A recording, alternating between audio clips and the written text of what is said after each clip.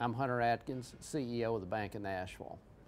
The Bank of Nashville was formed in 1989 to serve the businesses in this community, and we're still doing that today through our 10-branch network. Today, our gift to the people of Nashville is the CEO Empowerment Series. This is a monthly series of meetings where we have a different speaker come in to answer the questions and to lecture CEOs. Great city has great companies have great leaders, and that's why our gift to the people of Nashville is the CEO Empowerment Series. I look forward to working with you. This has been a great experience so far today, and certainly look forward to working with you. And hopefully this will be, when you reflect upon it, a valuable use of your time. What we're going to be talking about today are things that I have found in the past 30 years, what I have seen really do work, whether it's a small organization, a large organization, profit, nonprofit, regardless of what part of the country I'm working with, and actually internationally. Because what we have are people at work, and so what we really want to be dedicated to, I think, is excellence. And so what I'm actually going to be working with you on today are what I term the 3 E's of excellence. 3 simple, basic things that what I find is that many times an organization does well with 1 or 2. It's the reorganization that consistently and in a sustained fashion is really good with all 3, but the ones that really do a good job with all 3 are exceptional organizations. So while it may be simple, what I find is that it's fundamental and extremely beneficial if we're good at all 3 of these things. And I thought it might be good for us to focus first of all on just performance in a general sense. I think what all of us want is optimal performance, where we function at our best because of each other. And yet many times I think that we are functioning in what I would refer to as a state of suboptimal performance, where we function reasonably well. What do you think is going to go in those 3 blanks? See, you all are brilliant, I knew it. In spite of each other, so that some part of our day, week, month, whatever it is actually figuring out how to overcome obstacles and hindrances that are posed to us by people who are working with the same organization. Maybe members of our own team. Maybe they operate in another division or another department, another functional area. Maybe it's between levels within the organization. But some part of our energy and effort actually is expended trying to overcome what's posed to us by people who are in the same boat as we are.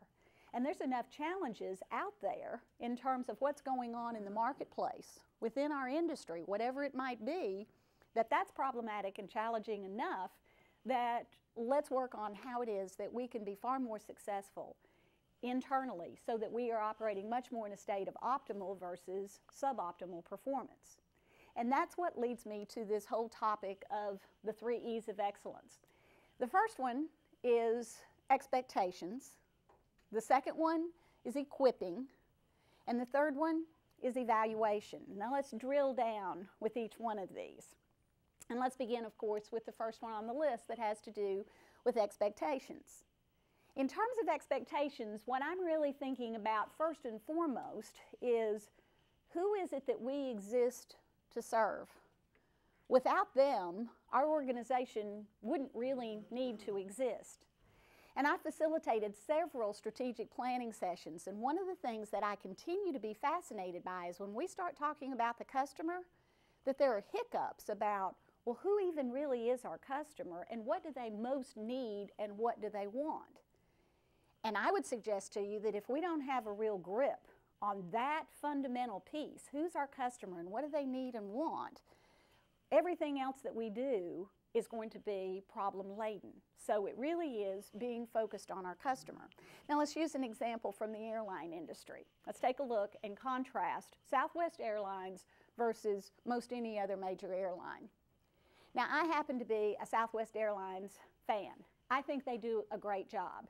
It's evident to me in every interaction that I have with Southwest Airlines that they truly live out what they say, and that is, we love LUV, our customers. Let's just say that I call in, and instead of booking something online, maybe I've got something quirky and I need to talk with somebody. If I call Southwest, it is rare that I'm on hold or don't make it to a competent, caring person within seconds. Whereas with other major airlines, I've got a number that supposedly is for people who fly with them all the time, the ones that are really loyal. I have to navigate a phone tree, and then eventually I get to the person, supposedly, and I'm put on hold, and then eventually I get to people who, you know what, if I don't like the answer that I get from them, I'll call back. And almost always, I can get another answer from another agent. The inconsistency drives me crazy. And besides that, they might be very curt. So what is it that Southwest is doing that perhaps these other airlines really need to step up and take notice from? I'd suggest it's customer focus.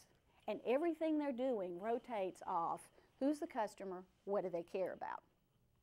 Now, when we do that, then we move to this whole issue of strategic positioning. Where are we in the marketplace? And the planning that goes along with that.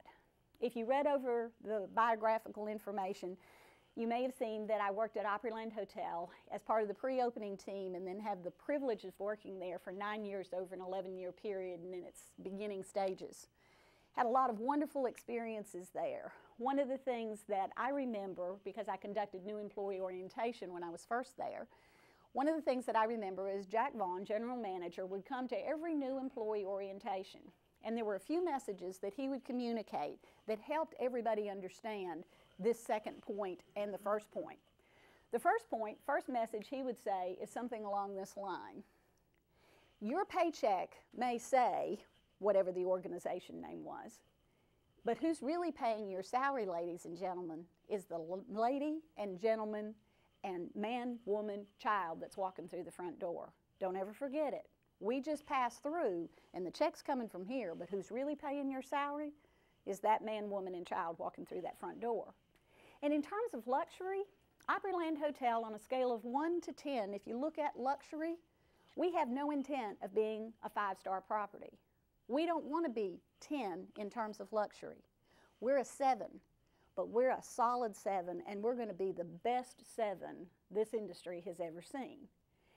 And you could see people in the orientation kind of get it. And the whole message after that was extremely important so that it was an aligned message. So that when we talk about strategic positioning and the planning that goes along with it, what's the vision? What's the value set? What are the priorities? What are the goals? What is it that we're doing in terms of action plans?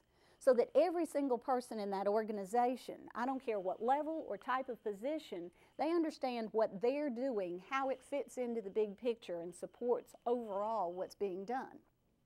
I have a sense of purpose, and I see how what I do contributes to the overall organization achieving these particular things that have been communicated to me.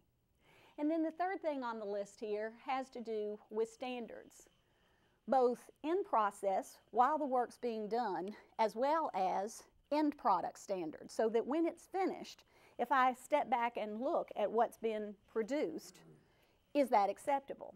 Now, I've already used the example of telephone calls being answered, but I think one of the most classic examples of a standard is if somebody actually is answering the phone, thank you, instead of voicemail or whatever, a telephone tree, is that that call is answered within 3 rings.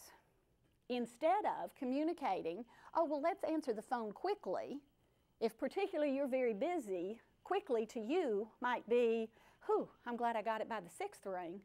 When really the standard, what we mean by quickly, we want a quantifiable thing in many instances. How is it that we know we've done a good job if I've answered that phone consistently within 3 rings? Not that that's the only thing, but that's an example of a measurable standard. We go back once again to another example from Jack Vaughn. We had an Easter buffet, and of course, you know, all the food laid out, thousands of people served, and one year it didn't go as well as any of us really liked. And in staff meeting, in preparation for the following year's banquet, the Easter buffet, Jack Vaughn says in staff meeting, ladies and gentlemen, it wasn't as successful as we liked before. Let me be very clear about this. The way we plan and execute this, I want this to be done down to the gnat's eyebrow. Do I make myself clear? And we said, we get it. We want that level of detail and attention.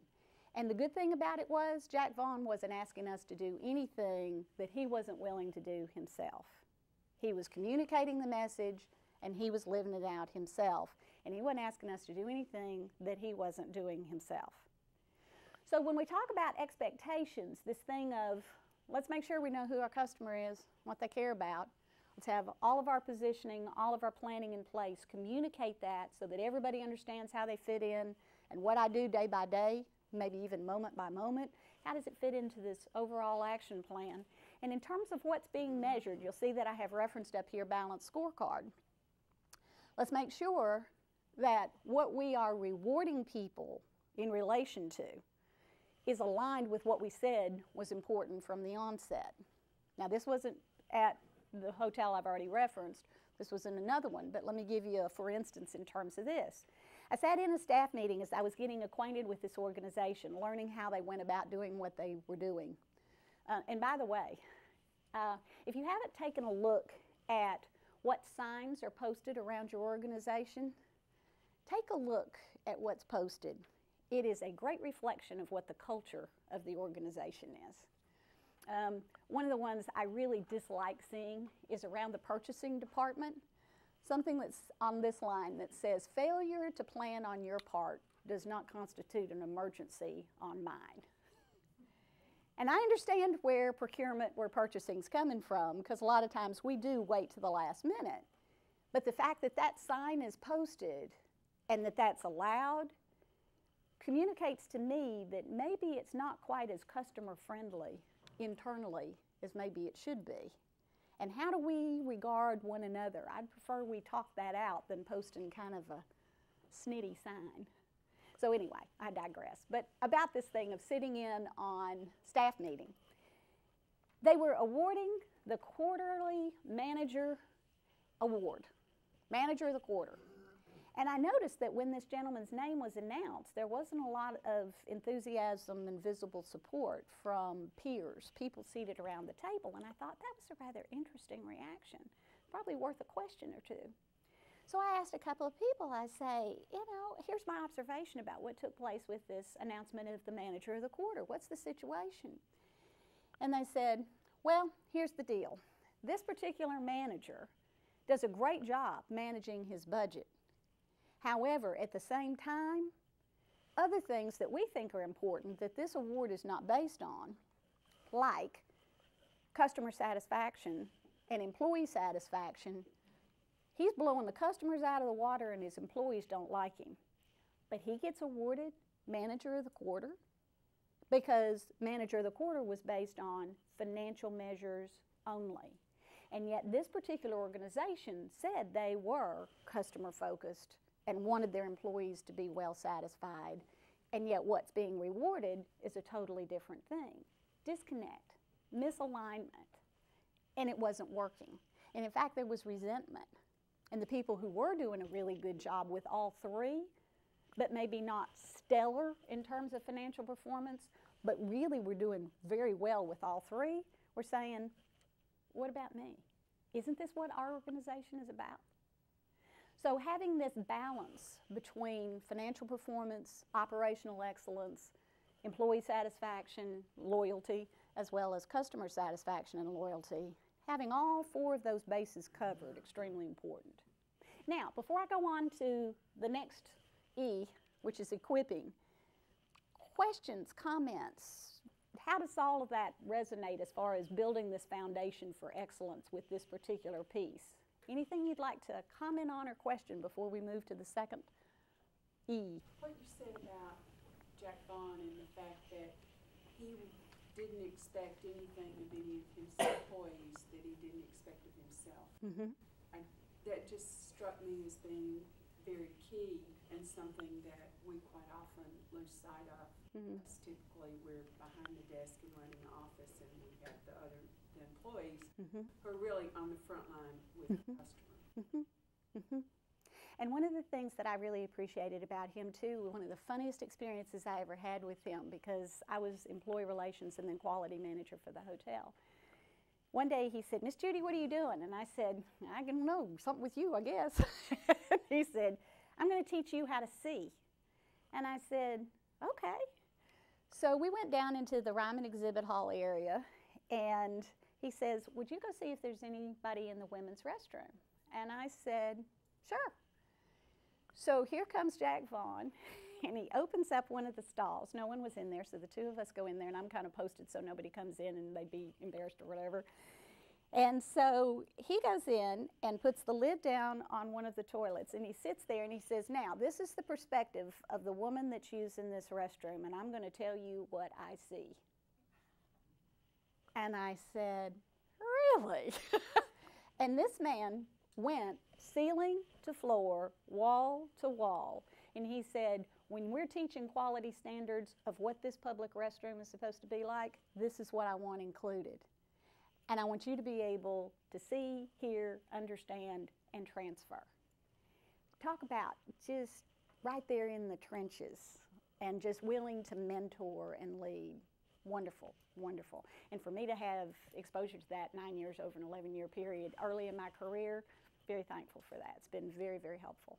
I think ultimately one of the things that entrepreneurs end up running into that are not in just corporate standards is that they are passionate about something and they find the customer that needs their services and they start that company, and between the government and the taxes and everything else that's required, they end up not being able to do the thing they got in the business to do. So they ultimately have to entrust someone else who's a human being with the same measure of passion to go out there and represent how you got in the business. You no longer get to do that which you love. Yeah. And so I find that one of the things that you may be a great leader at those things. Mm-hmm. I think it's sometimes harder and easier depending on which side you're sitting in a corporation to do those, because you're given more tools and assets to do that with. As an entrepreneur, you struggle as a CEO with being able to be all things to all people. And when the customer service starts to suffer, it's because you have to relinquish the ability to serve your customers as you want them to be served. And so empowering people to make those decisions, which you're saying about Southwest, is they've been empowered to be able to make decisions and give you an answer.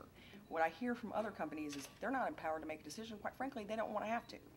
So you now are frustrated and don't want to come back. So we all as entrepreneurial members now are relinquishing the things that we want to focus on. And so how do you get your folks to that point they understand they're like, you're the boss, and roll their eyes kind of thing?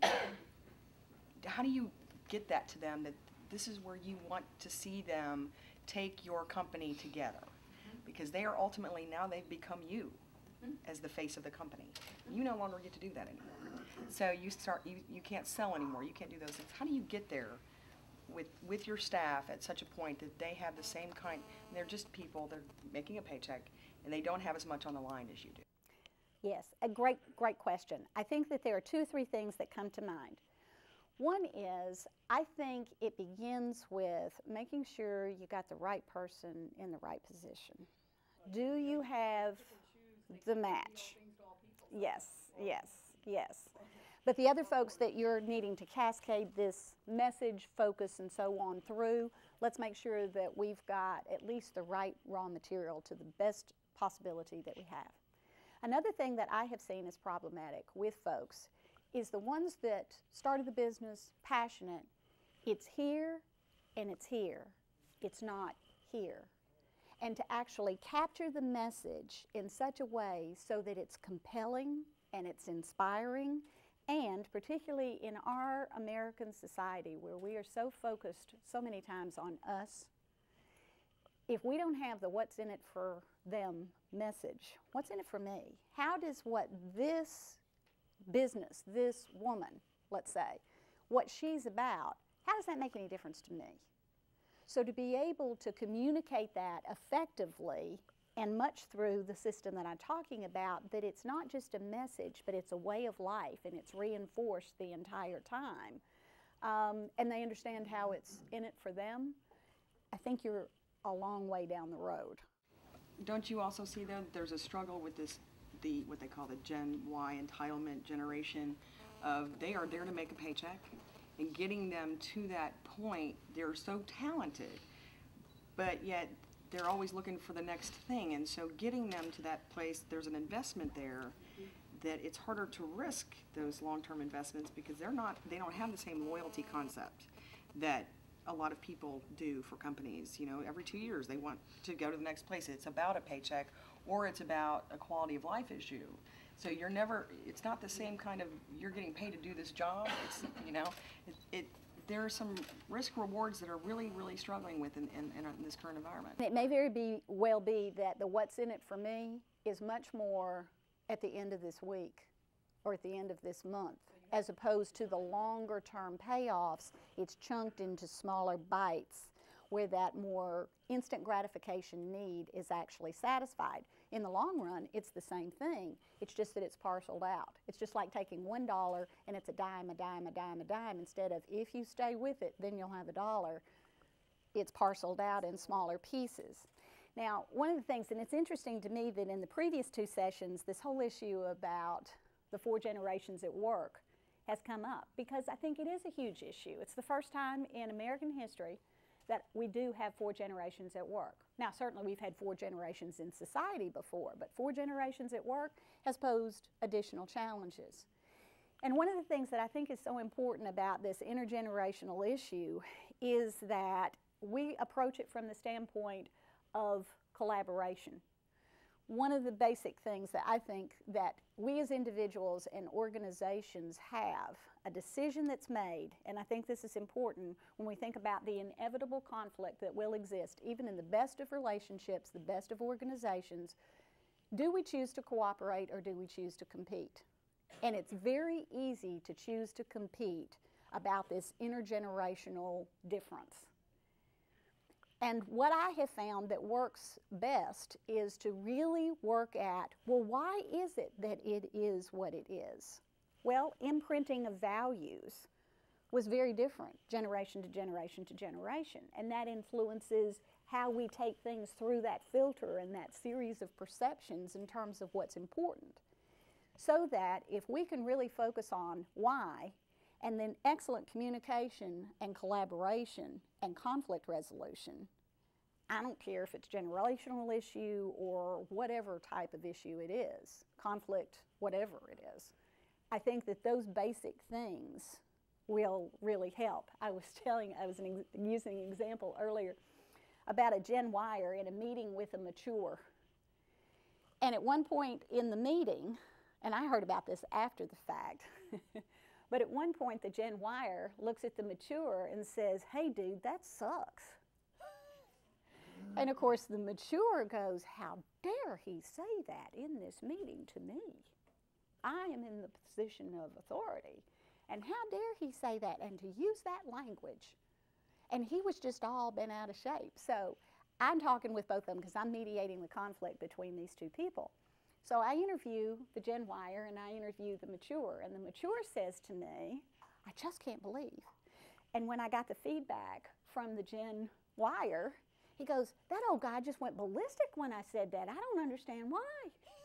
And I thought, isn't it interesting in terms of word choice and what's appropriate to be discussed? It all has to do with the values of these different generational groups.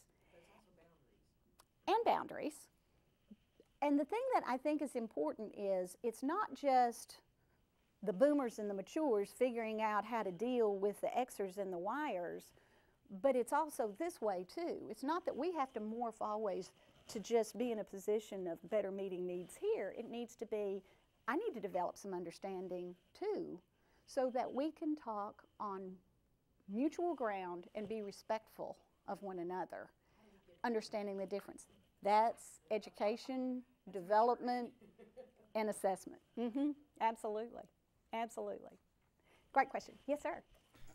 I guess to expand on what you just mentioned, your story demonstrates that there are at times clear chasms between the way those generations communicate. Yes. And I have found in my experience that to some extent it is much more complicated in a management position at one of the lower end generations to deal with folks that I'm managing in the other generations that have preceded me. What advice would you have to maybe simplify that process? Because I find that to be very, very complicated. I think that whatever common ground that you can find particularly if you can say, here's the goal that we're all working towards, and have that be the objective reference point, as opposed to I think versus you think, or to be in a position, what I have found oftentimes is the case is people who are in positions of leadership, oftentimes it will be the kind of thing where we're saying, this is the way it needs to be for them, rather than working with them. One of the basic principles I operate from, and I've seen again and again, is people don't necessarily resist change, they resist being changed. So the degree to which you can involve folks from the variety of perspectives, the better off you'd be, regardless of whether you're managing generationally up or down. I think that those things are extremely important. So the ability to have common goals, be providing opportunities for significant, genuine involvement, rather than, oh yeah, I'll ask them what they think, but then I'm going to do what I want to anyway. And I've known leaders who have done that exact thing. It's kind of like throw the dog a bone. You know, if they want to give their ideas, sure, I'll listen to them, but it's not going to really have any impact. And people know about that. You know, they know whether it's genuine and sincere. So I think the big thing is to recognize what the differences are, but have people involved, and then have what is our common ground and really build off that. Does that get at what you were asking about? Yeah, I think so. I think that's still a challenge at times to make it not about an age difference and make it about a common goal. Yes. It certainly is something that is hard to take your eyes off of when, you know, when there at times there's resentment involved, and, you know, exactly the same sentiment as you were just discussing a second ago. How dare he or she say that sort of thing? Right. And I think a lot of that, in all honesty, goes back to what took place with the first E, this whole thing on expectations. Because if you try to introduce that after the issue already has reared its ugly head, and you don't have the ability to go back and say, remember what we talked about and what we agreed to, and this is what we're working towards, and so on and so forth, it's very difficult to do after the fact than to build it in on the front end. So this foundational piece, I think, is extremely important. Not that you can't do it, it's just more difficult.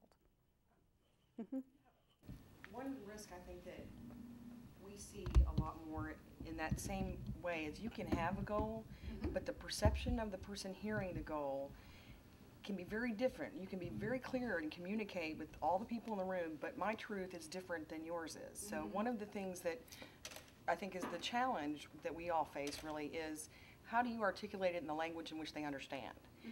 And that is trying to get to those places. As a leader, you have to be able to figure out what it is that's important to them to get there. And so the same words don't mean the same things to certain people. So that, I think that's one of the struggles that we all need as skill and leaders to bring forth. And I by no means mean to imply this towards you personally. What I oftentimes say to leaders, though, is, well, I just don't understand what makes them tick. I don't understand why this is a problem. And I don't mean to be flippant about it, but my response is, well, have you asked them?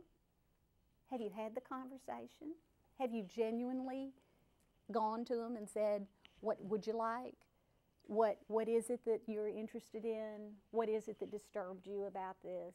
Simple active listening with genuine caring and respect, it's astounding what people will tell you. It's astounding. You know, even in interviewing process, there were 3 questions that I would ask, one of which was, well, what else is important for you to pass along to me that you think is important for me to know as I make this hiring decision? And then pause.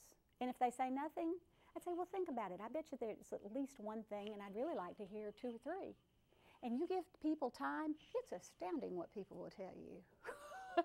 And sometimes I've gone, oh boy, I'm glad I paused on that one. Because they were doing fine up until then, and I was like, whew, glad I knew that now instead of after the fact. So, I mean, it's just that thing, I think, oftentimes, very simple communication and listening makes a huge difference in learning. It is, and what I have found, because I am a horribly impatient person by nature, I guarantee you, when I first started facilitating meetings, I literally would sit on my hands to remind me to keep my mouth shut so that the team could go ahead and do what they were doing, and I wasn't being the quick intervener and the quick responder. I am not a patient person. What I have found out, however, is that in the long run, when I really do listen, it saves me an incredible amount of time, because it's not false starts and trying to do damage repair and having to communicate again and so on and so forth. It's building it in well on the front end and really listening, as opposed to presuming, thinking I don't have enough time. It honestly saves me a tremendous amount of time. I have found that the distance between A and B is not necessarily a straight line, but it's shorter than doing this and coming back around. Great comments. Let's move on to the second. Yes, sir. Any tricks of the trade to help us move these types of academic things into real application? That's where I break down, is understanding head knowledge is one thing, but getting it done in the workplace when you're busy doing your job. Right, right, You know, right. any right. implementation strategies that Oh gosh, we could do a whole session on just that, in all honesty. But the short answer to that, and it's a conceptual answer, but the short answer to that is, if you can't write it down and if you can't explain it, if somebody poses the question to you, you know you haven't done enough work on it. And if it's not in both of those forms, chances are it's not going to be communicated well. So whether it's an employee handbook, an employee handout, whether it's in your budget document, whether it's part of your state of the organization address, your communication pieces, whatever it is, and training whoever's in an influential role. And I don't mean just leaders, but who are the people that are opinion leaders within your organization? Let me give you an example of an opinion leader. I was doing work with a highly unionized manufacturing facility where it was a very adversarial relationship, and we were doing some work. And at one of the breaks, this big guy says, "Darling, come over here." And I thought, oh boy, I'm in trouble now. So Darlin goes over there to talk to this gentleman. He said, "Have you met the Weebies yet?" And I said, "Weebies?" And he said, "Yeah." He said, "We be here before this initiative, we be here after this initiative." This is just the flavor of the month. They're trying to make us feel better, and as we just lay low, if we wait long enough, this too shall pass. Now, he was an opinion leader. And in order for any substantive change to take place in that organization, it wasn't just equipping leaders who happened to have the term supervisor, manager, exec. It was, let's tap in to the opinion leaders within this organization and make it allies instead of adversaries. And that's when we started getting some traction, was engaging the Weebies in that organization. So, you know, the thing about it is, it's like, do I have time to listen? Do I have time to do something about this? The reality is, you're spending the time on the back end redoing what wasn't done on the front end. The problem is trying to get there in the first place, because it's kind of like trying to change the tires while the car's still running. You know, you got a million things going on, so how do we redo this? But it's focusing on it and maybe getting some help doing that for a short period of time. But it's got to be communicated and it's got to be lived for it to be real. Okay, let's go on to the second E. The equipping process. Do we have the methods of work set up so people can win? Do they have the opportunity for ongoing as well as initial skill development, knowledge being increased, ability being expanded, as well as continuing ed? Does it have to do with both resource provision in terms of equipment, supplies, information, as well as the caring, compassionate, supportive entity? I did work just within the last 2 weeks with a professional services firm. 5 managers in this firm. I interviewed a number of people in the professional staff as well as the leadership of this firm. And I got an email back from one of the professional staff members that I had interviewed, and she said, "Judy, this is one of the things I think it's important for you to know. In addition to all that other stuff that I told you, and I love working there, here's the thing that I wish we would do a better job with." She says, "If those 5 managers, there's only one that comes by my desk and asks me how my weekend was, what movie I saw. How about my projects that are coming up this week? Do I feel okay about them? Is there anything else that I need to get my job done? There if I need them," so on and so forth. You know, that's 20%. Be nice if 100% of the managers were doing that. And she said it only takes a minute when he stops by and does this. And this is what I thought was interesting. You know, when you look at gender things, one guy, 4 women, who's the one that's going around talking to everybody? It's a guy. Now, she's saying, this young, smart woman says, you know what? I wish all 5 of them were doing that. It'd sure be nice. It'd sure be nice. So this support and encouragement. Now, let me take a brief detour, and this did not happen here. In fact, it happened at a large Las Vegas hotel that I did some work with. And it's not listed on my bio, so don't try to figure it out, okay? Just suffice it to say, it's a large property. They had, in housekeeping alone, 300 room attendants. So I was hired by the executive housekeeper to come in because they had turnover around 200% annually. Now you can imagine what impact that sort of turnover rate would have. So the exec asked me, she said, what do you want to do? How do you want to approach this? And I said, the best thing for me to do, I'm kind of an in the trenches person. I just want to shadow a housekeeper for a day. Said, fine. So I show up, I'm introduced to this woman that I'm going to be working with, and the first thing we had to do is stand in line to clock in. Now, I don't know about you, I don't like standing in line for anything. That's the way every one of these people started their day, every day, long lines just to clock in. So I'm off the clock while I'm clocking in. Then, the next thing is, because there was a trust factor, we had to go every day, apparently, in this property and check out equipment and supplies, stand in another line. Expectations were not the problem here. It was clear that they were in an 8-hour day to clean 16 rooms to very high quality standards. Expectations were clear. The problem was with this piece. So we finally get all of our stuff. We go to the first room that's been assigned to us. We go into the room and we clear out all of the linen, yank all the towels, sheets, all of that, and we start to use the vacuum cleaner that we have been assigned. Belt breaks. So we have to go back downstairs, get another vacuum cleaner, come back upstairs, and it is so bad when we turn this one on, you could have hand fed it into the vacuum cleaner faster than it was doing. So we said, okay, we're going to go back downstairs. We go get the third one, and we said, we're turning this thing on before we go back upstairs. And fortunately, we got a decent vacuum cleaner. We finished with the vacuuming, and then I find out that the cleaning rags that we had stood in line to get, she's not using the cleaning rags when she's going to clean the countertops and most especially the mirror.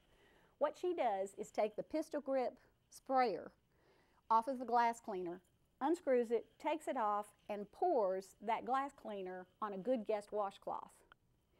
And I'm thinking, why isn't she using these cloths? And I said, time out. What's the deal with using the washcloth instead of these rags? And she said, about 3 months ago, they decided that in order to save money, they'd wash all of these rags together. So the ones from housekeeping get put together with the ones from the kitchen. All the grease from the kitchen rags gets into the housekeeping rags. In fact, we're all using the same ones. The laundry doesn't get all of the grease out, so that if you were to use that particular rag, it would leave smears all over the mirror. If you want to, try it. I thought, okay. So I did. I said, but wait a second, what's the deal with you pouring the stuff directly on there instead of just spraying it on there? She said, you try it. So I put it back on. I spray it, and instead of it going up here, what I felt was it just dripping off my elbow. I'm saying, perfect good reason why it would be that I would do exactly what Heather was doing. So I said, I got it, and I went and I cleaned the mirror, and these big long grease streaks show up on the mirror. Makes perfect sense to me. So we finish in that room. Remember, we're supposed to be doing half an hour per room, 16 rooms in an 8-hour day. We go to the next room. We're already about 45 minutes into it. And the next room on the list, there's a housekeeper card already blocking the door, which meant that there was a housekeeper already cleaning it. So we called over that housekeeper and said, what's the deal? We thought we were supposed to be cleaning it. Compare the assignment sheets, same room number here, same room number here, double booking on assignments. So then we have to figure out, well, where are we going next? And about that time, bustling down the hallway, comes the inspectress, who comes up to us, wonders why we're out in the hallway, says, how you doing? And does this. How come you haven't, you're behind. Don't you know there's a problem with overtime? Don't you need to, and she starts reading her the riot act. And at that point, I went, I'm done. So I went back downstairs, knocked on the door of the executive housekeeper, and I said, I'm done. She does the same thing the inspectors did.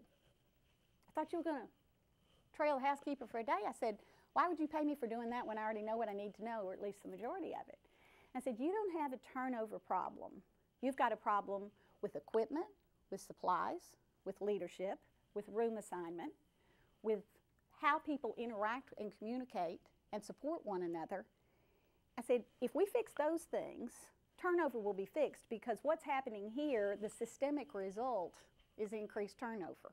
If you let us work on these things, if you want me to help you with that, we can do that. And we did, and in less than a year, it brought it down to less than 50% turnover. They were elated, but why did they need me to do what they could have walked up there if they just listened and observed? Why in the world did they need somebody? Sometimes it's a blinding flash of the obvious that we just need to figure out how to read and interpret and do something about in the midst of how busy we are. So that's my equipping story. Let's move on to the evaluation. The third E, evaluation, we said here's what's expected from individual, team, organization as a whole. How'd we do? So there's comparison to expectations, primarily by looking at the measurement of results as well as direct observation. So we make decisions based on facts of what we have. And the wonderful thing about this is that what we can do is when people are performing to expectation or greater, we tell them, doing a great job. Specifically, look what's going on here. This is wonderful. And I facilitated a lot of focus groups and conducted a lot of employee opinion and satisfaction surveys. And one of the primary messages, without exception, that I hear is, you know what, Judy, we hear an awful lot about what's going wrong, but not near enough about what's going right. So that when people are held accountable and they're doing a great job, or even a good job, or even making progress in the right direction, let's be sure that they know about that. Not only in just what we're verbalizing, thank you in the hallway, or simple notes, but in more substantive ways, like aligning compensation, reward, and recognition. So that if we said this was important, this is what we are actually rewarding. We've got the 3 E's: expectations, equipping, evaluation. These are the 3 things that I have seen as to what is it that poses barriers to excellence on an ongoing basis. First one is confusion. Expectations not even being set or clearly or consistently communicated, or shifting priorities. This is important, now it's this. And I've heard people say, you know what, I can't figure it out. In fact, I've just quit trying. When they figure it out in terms of what's important, then that's what I'm going to do. But in the meantime, I'm going to do enough just to get by. I'm going to maintain the status quo, but I don't really know what's important. And it's like that proverbial deer in the headlights response, because the priorities shift. The next thing is people having a lack of accountability. And I've seen organizations do a great job with expectations and equipping, and then there's something about this whole thing about accountability just kind of falling off the truck. And I don't know why. Because all the foundation's there for it. It's like closing the loop, and yet it doesn't necessarily always happen or happen well. And I think one of the reasons why there's this lack of accountability is because we're conflict averse. We avoid it for a number of reasons. I think that one of the reasons is we're uncomfortable with it. Some of us just don't like to be in conflict at all. And we think if we avoid it, maybe it'll go away. What I would suggest to you, though, is it takes a lot of energy to avoid conflict. It takes a whole lot of energy, and it kind of wears you out after a while. And the problem with it, too, is that if you avoid it long enough, it escalates and escalates, and by the time you actually do something about it, usually it's just nuclear by that point. It's past the point of being able to do something constructively with it. So, conflict avoidance, one is, makes us uncomfortable, we think it'll just go away. And in Middle Tennessee, where our economy is very healthy, I've heard this outright stated, Judy, I know what you're talking about, however, a body is better than nobody. I'd rather have 25% of somebody who is there than 0% from somebody who isn't there. And I understand that to some degree. However, what I do know also is that the toleration of poor performance does nothing but breed more poor performance. And who you end up retaining are the poor performers, because the good folks, either emotionally or absolutely, will take exit stage left because they're tired of compensating for the poor performer, where they don't see the accountability, they don't see any progress towards them getting any better, or whatever, and they say after a while, you know what? I can go somewhere else, particularly in this healthy economy. So how are you able to attract and retain people? I think you've got to have these 3 E's of excellence and make sure that you do a good job with them. Otherwise, you're going to end up with substandard performance and a lot of frustration on your part. And frankly, if you're for profit, making less money. So, critical success factors, there are 3. One is, let's make sure that leadership creates this conducive environment in which all of this is actually done and sustained. It's not just what you say, but it's what you live, it's what you model, it's the way of life consistently. Secondly, it's collaborative working relationships. Let's figure out how we can do that whole thing of, can't we just get along? Can't we all just get along? There's some real good ways to be able to do that. And one of them, as I said earlier, is just choosing to cooperate rather than compete, and engaging in really great communication and collaboration and conflict resolution. And the final one is relentless resolve. Sometimes things get a lot more messy before they get better. And I've said to a lot of folks in your positions, you know what? It takes both sunshine and rain to make a rainbow. And you got to sort of just live through that and not give up, because sometimes it takes months, sometimes it takes years, but it's worth it. Because otherwise, what you're doing is settling for something that's dissatisfying. So, are we going to be dissatisfied for a long time? Or are we going to be dissatisfied for this period to get us where we need to be? And that's what I had to share with you. And I want to just leave these 3 E's up here and be interested to know what your reactions, thoughts, comments, disagreements, agreements are, comments from your own experience, whatever, about these things that I do believe actually does contribute to excellence. Yes, sir. And your equipment slide, I work on the technology side, programming, work for a software vendor, and everyone looks for a magic bullet, and there aren't any. If your process is broken, you can automate a broken process and you'll be right back where you were in the beginning, or you'll never get there. That's been kind of it's just a challenge everywhere. Yes. I think is usually you don't come up with a process. It's kind of grown, kind of like a Frankenstein monster usually. Absolutely. And sometimes the technology, it's like putting that under a magnifying glass, where it wasn't quite so visible before. Now when you're trying to add in the technology, it's like, oh my gosh, this is really messed up. We ought to fix the process before we try to actually apply this technology. So sometimes it's a catalyst for real positive improvement, and that's great. Yeah, yeah. What else? Yeah, often I think the communication process is more important than the slogans that you come up with in the executive suite. Because 5 or 6 people can agree on wordsmithing what needs to be said, but unless you've got the buy-in and participation all the way through the organization, then it's just another framed expression or whatever.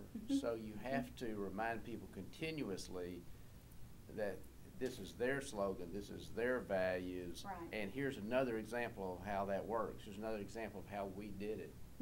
Or else it just dies a natural death and it becomes something that we did a couple years ago. And you know, there's an interesting thing. If you're talking about systemic planning and implementation and sustaining of the type of thing that we're talking about here, if it has a name, it automatically, in my opinion, ends up being considered a program or a project, with the implication that it has a beginning, but it also has an ending. And I have advised people on a number of occasions, don't call it anything, because that puts it in the category of a program. These are just good business practices. This is the way we do what we do, and if we call it something, it minimizes it. And so, yes, and you know, it reminds me too, when I was working with the Pinehurst Company, Pinehurst Resort and Country Club, they were a client for several years, wonderful people to work with. When we did visioning for that particular resort, and I'm pulling this from memory from a number of years ago, I think when the executive team wrote the vision, it was a premier golf resort in the United States. And when that was floated to the staff, they said, "What are you talking about? A. What we want to be is the." And the executive team said, "You know what? They're right. If we don't aspire to be the premier golf resort in the United States, why would we want to be part of the pack instead of the leader of the pack?" But it was the staff members that were saying, "We're better than A. We want to be the." And that simple little word made all the difference in the world. And you know what? The executive team said, "You're exactly right. The is what we're going to use. Thank you for the input." So floating it by before it was in concrete and on signs and, you know, whatever, was an important thing. It built more ownership.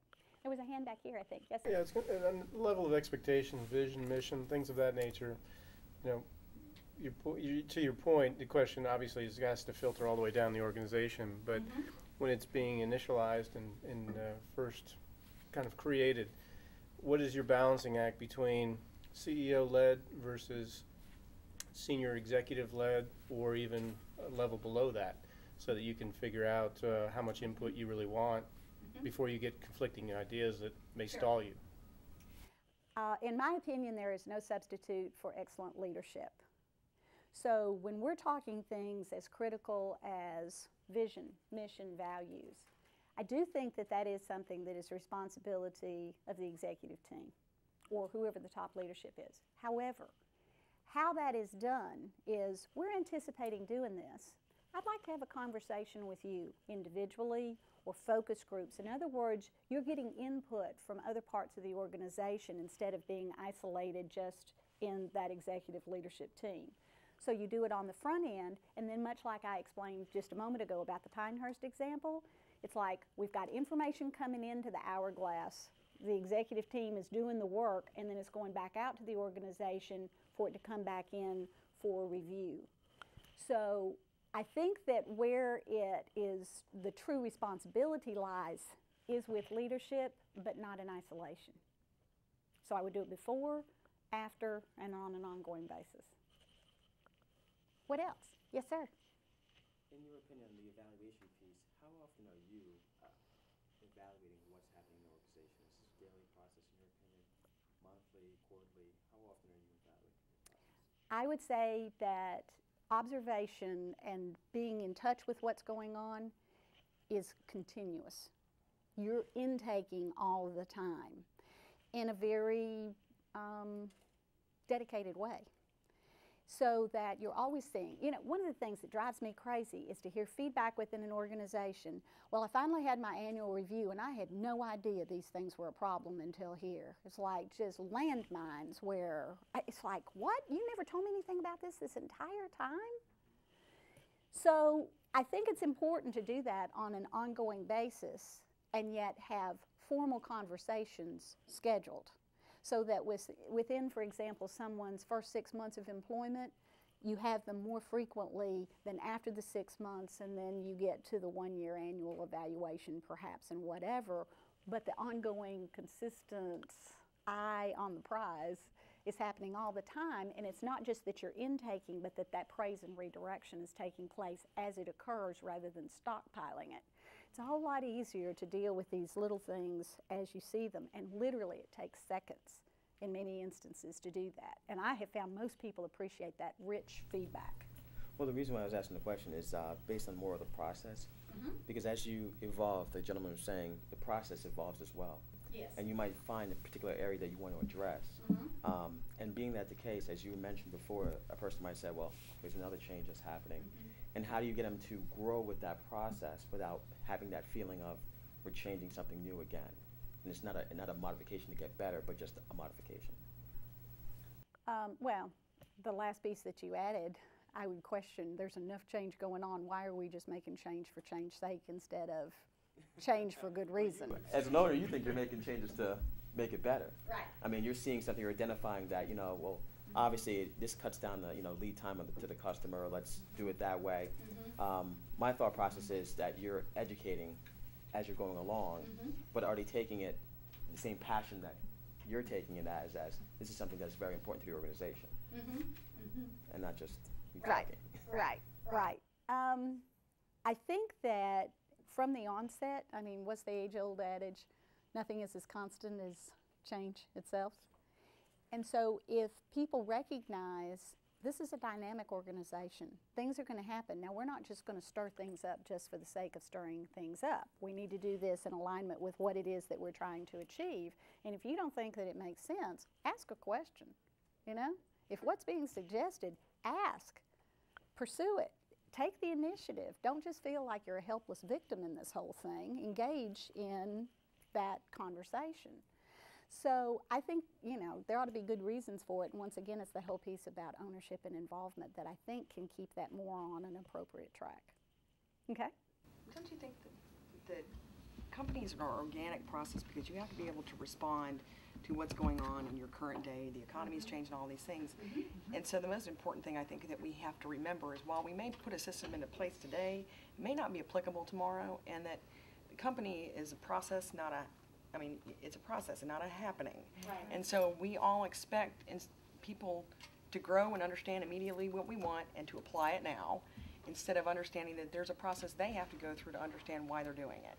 And a lot of people look at it like, why am I doing this? This makes absolutely no sense in my realm. Yep. So you also have to be able to see why they should engage in developing that part of that organic process. Oh, and you might look at it because you've got the intake, and not only are you having the information come in, but you can process it, see what consequences there are out there and whatever. And the realization that people may not be doing the research or be in a position of receiving the input or even knowing how to process it to even come to even close the same conclusion as you. Or the big picture. Or I've had people say, well, they ought to just do it because I told them to and they should trust me. Okay, that works. That's generational. That's real generational. Or I've told them, and they still don't do it. And it's just like, well, there are really good reasons for that. And so once again, it's that whole thing of communication, cooperation, sharing, educating, supporting, and challenging that's important. Okay. Oh, okay, and I know Jim's ready here. This may be more appropriate for the nonprofit segment, but when you talked about customers' wants and needs, what do you do in a situation where your customers, in the case I'm talking about would be the homeless community, yes, their wants and needs are not the same as the needs that you think they need, and that we're trying to bring them up instead of an entitlement mentality to take responsibility and keep the city clean, do stuff like that. So. Right. Do you have any suggestions? Well, it's interesting. I've done a lot of work with local government, and interestingly enough, nonprofit and local government have a lot of the same issues, because what happens so oftentimes with local government is we're requiring people to do things they don't want to do and requiring them to do things that they don't want to do. And so how is it that you take a look at this and say, long-term goals, what is it that would be most beneficial? And how is it that we can truly meet the needs of the greatest good without minimizing the minority? Because they may be right or important or whatever it might be. So in looking at that, it is, what is it overall we're trying to achieve? So that if we just give food and shelter constantly, we're going to exhaust the resources that we have. So how is it that, yes, we meet the needs immediately, but that we're not caught in that trap? And we look at the longer view. And I think that's, once again, going back to expectations with goals. What is it ultimately we're trying to achieve? And therefore, what are the courses of action that enable us to get here? And I will say this, I am not in the camp that the customer is always right. They think they are, but they may not be. And sometimes you have to make some tough decisions because long term, what they're asking for may actually be detrimental, but you're looking out for that greater good and long term. So it's kind of a esoteric answer, but I mean, it's true, I think, at least from my perspective. Thank you.